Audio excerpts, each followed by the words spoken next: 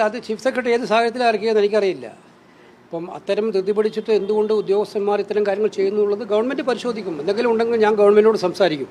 ഇത്തരം കാര്യങ്ങൾ എൻ്റെ ഗവൺമെൻറ്റാണ്, നമ്മുടെ പാർട്ടി ഭരിക്കുന്ന ഗവൺമെൻറ്റാണ്. ഗവൺമെൻറ്റിൻ്റെ ഭാഗത്ത് ഇത്തരം കാര്യങ്ങളിൽ എവിടെയെങ്കിലും ഉദ്യോഗസ്ഥന്മാരുടെ ഭാഗത്ത് പാകപ്പിഴയുണ്ടായാൽ അത് സർക്കാരിൻ്റെ മുന്നിൽ ചൂണ്ടിക്കാണിച്ച് തിരുത്തിക്കുക എന്നുള്ളതാണ് നമ്മുടെയൊക്കെ ശ്രമം. അതുകൊണ്ട് അത് പരസ്യമായിട്ട് ഞാൻ പറയാൻ ആഗ്രഹിക്കുന്നില്ല. അത്തരം കാര്യങ്ങൾ ഗവൺമെൻറ്റിൻ്റെ മുന്നിൽ ശ്രദ്ധയെ കൊണ്ടുവന്നിട്ടുണ്ട് ഓൾറെഡി.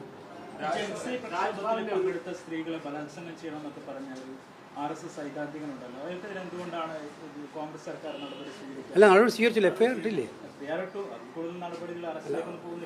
അത് അല്ല, എനിക്ക് ഒന്നും നടപടി എടുക്കാൻ ഒരു എഫ്ഐആർ ഇടുക എന്ന് പറഞ്ഞാൽ പരിശോധന ആൾക്കാരുള്ളതാണ്.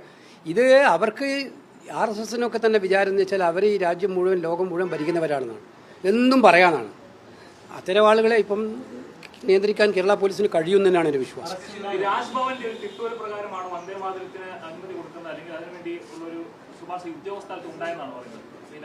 അല്ല, അതൊക്കെ നോക്കാനൊരു സർക്കാരുണ്ട് ഇവിടെ തന്നെ.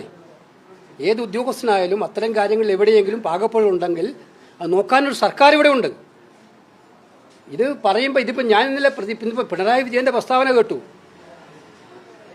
ഗവർണറുടെ മുമ്പിൽ പോയിരുന്ന് എല്ലാ ദിവസവും രാവിലെ കവാത്ത് മറന്നുകൊണ്ട് വൈസ് ചാൻസലർമാരുടെ നിയമനത്തിൽ ഒപ്പിട്ട് കൊടുക്കുകയും എല്ലാം അംഗീകരിക്കുകയും ചെയ്ത പിണറായിക്ക് ഇത് പറയാൻ എന്താ അധികാരമുള്ളത്?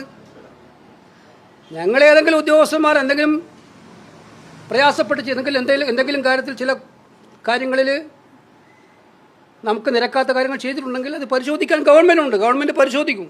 ഞാൻ പറഞ്ഞത് അതുകൊണ്ട് ഞാൻ പത്രക്കാരോട് പറയാൻ ഉദ്ദേശിക്കുന്നില്ല.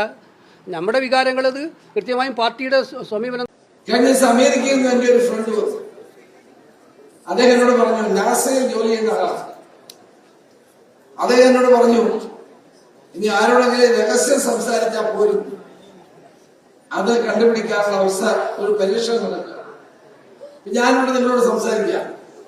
ഇത് ഈ അന്തരീക്ഷത്തിൽ നിൽക്കുകയാണ്.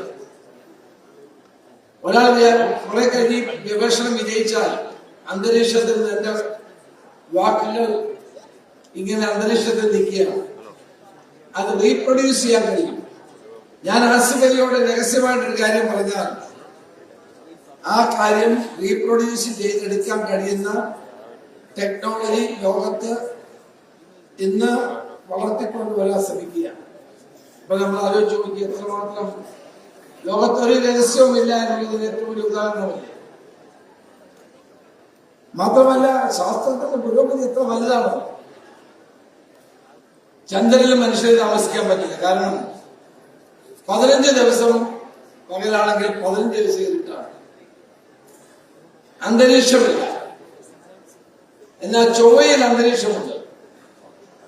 ചൊവ്വയിൽ വെള്ളമുണ്ട്, അന്തരീക്ഷമുണ്ട്. രാവും പകലും തമ്മിലുള്ള വ്യത്യാസം വളരെ കുറവാണ്. അപ്പൊ ഇപ്പൊ നാസ നടത്തുന്ന പരീക്ഷണം ചൊവ്വയിലേക്ക് ആളുകളെ കൊണ്ടുപോകുന്നതിനെ പറ്റിയാണ്. ചൊവ്വയിൽ പോയി 6 മാസം അവിടെ താമസിക്കാനുള്ള ആളുകൾ ടിക്കറ്റ് ബുക്ക് ചെയ്തുകൊണ്ടിരിക്കുന്ന കാലമാണ്. എന്നോട് ISROയുടെ ചെയർമാനായ ISROയുടെ മുൻ ചെയർമാൻ എന്നോട് പറഞ്ഞു, നമ്മളെപ്പോലെ തന്നെ ആളുകൾ താമസിക്കുന്ന ഗ്രഹങ്ങൾ ലോകത്തല്ല ഈ ഭൂമണ്ഡലത്തിലുണ്ട്. കേരള ഗവൺമെന്റിന്റെ ഒരു പരിപാടിയിലും കേന്ദ്രത്തിന്റെ പ്രോട്ടോകോളല്ല, ഞങ്ങളുടെ പ്രോട്ടോകോളാണ് ഞങ്ങൾ പാലിക്കുന്നത്. കോഴിക്കോട് മെഡിക്കൽ കോളേജിലെ ഹാർട്ട് ലങ് മെഷീൻ ഒരു മാസമായി കേടായിട്ട് 4 ശസ്ത്രക്രിയ നടക്കേണ്ടിടത്ത് 2 നടക്കുന്നുള്ളൂ. രോഗികൾ ഈ ശസ്ത്രക്രിയ വൈകുന്നത് കൊണ്ട് പരാതി ഉന്നയിക്കുന്നുണ്ട്.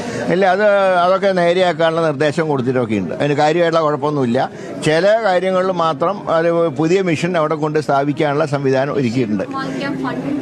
മിഷൻ CSR ഫണ്ട് ഉപയോഗിച്ച് മെഷീൻ വാങ്ങും. അത് ഏതാണ്ട് ഫൈനലൈസ് ചെയ്തിട്ടുണ്ട്. ഇല്ല, അവിടെ പുതിയതായിട്ട് കെട്ടിടം ഉദ്ഘാടനം ചെയ്തു. കഴിഞ്ഞ സർക്കാർ ഉദ്ഘാടനം ചെയ്തു. അങ്ങനെ തന്നെ ഉണ്ട്. ഞങ്ങൾ അതിൽ ബെഡും വെക്കണം, സ്റ്റാഫിനെ വെക്കണം. ആ ജോലി ഞങ്ങൾ നിർവഹിച്ചുകൊണ്ടിരിക്കുകയാണ്. 1 മാസം കൊണ്ട് ഔദ്യോഗികമായിട്ട് രോഗികൾക്ക് തുറന്നു കൊടുക്കും.